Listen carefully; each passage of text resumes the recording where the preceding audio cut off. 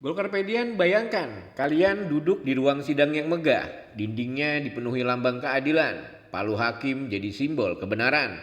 Tapi hari ini simbol itu retak. Ketua Pengadilan Negeri Jakarta Selatan Muhammad Arif Nuryanta ditangkap karena menerima suap 60 miliar rupiah. 60 miliar.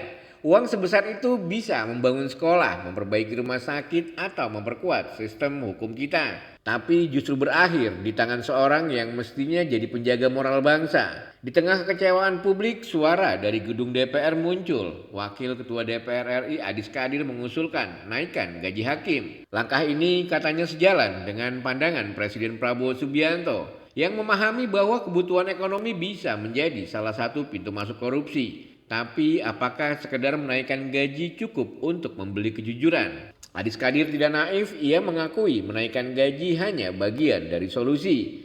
Yang jauh lebih penting adalah memperketat sistem seleksi hakim. Proses rekrutmen hakim agung harus diperkuat, diawasi ketat seperti menjaga pintu negara dari koruptor. Ironisnya sistem seleksi yang ketat itu belum sepenuhnya bebas dari kebocoran. Skandal demi skandal menunjukkan bahwa celah masih ada dan diperparah oleh lemahnya pengawasan.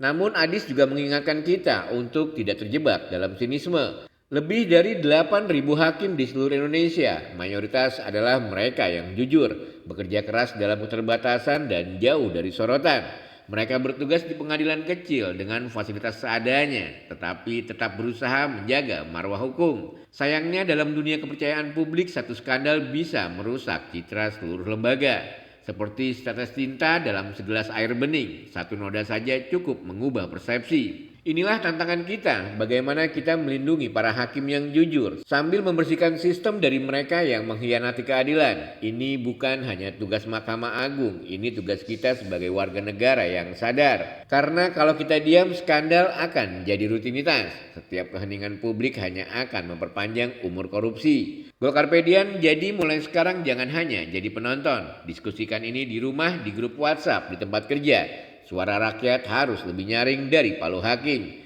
Karena saat kebenaran dibungkam hanya kesadaran bersama yang bisa mengguncang sistem.